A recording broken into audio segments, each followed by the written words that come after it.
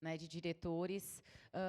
Eu faço parte da Comissão de Educação e não tem como a gente não falar dessa questão da importância da institucionalização da comissão, né? Por mais que ela já existisse, a gente precisa que essa política pública fique como política pública e não, né, à mercê da decisão de um ou outro, da vontade política de um ou outro, né? E depender de prefeito para prefeito, de secretário para secretário. Então, acreditamos, sim, ser muito importante, porque interpassa, então, todas essas vontades individuais e constitucionaliza, né? Ela institui ali. E como a vereadora Estela trouxe, que não fique, né, apenas na legislação, vereador Edson da Rosa, o que a gente conversava antes também, né? Por quê? Porque a gente, além de ter a legislação, ter a lei, a gente parabeniza o executivo por, né, propor isso, né?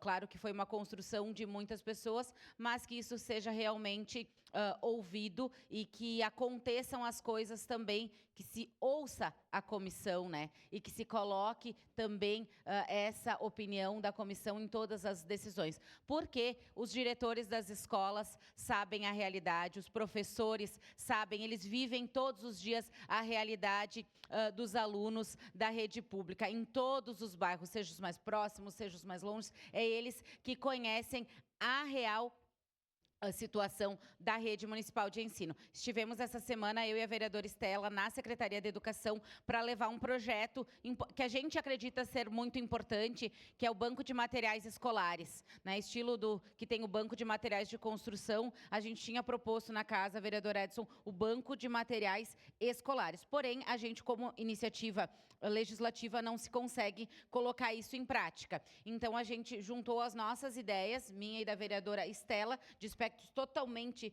diferentes de política, mas fomos conversar com a secretária Marta, porque o propósito é melhorar a educação da nossa cidade. E assim que venha a ideia da Secretaria da Educação e coloque em prática, e falamos da questão dos diretores e da comissão, porque isso tem que ser discutido com a comissão de diretores, com os diretores das escolas, porque quem vai colocar em prática, se vier esse projeto, são vocês. Então, a gente pensando assim, a gente consegue construir uma cidade. Não é porque a gente é oposição que a gente não valoriza projetos bons e não sugere outros projetos bons também para a nossa cidade. Então, obviamente, votarei favorável a este projeto e vida longa a essa comissão, agora sim, né, logo em seguida, institucionalizada no nosso município.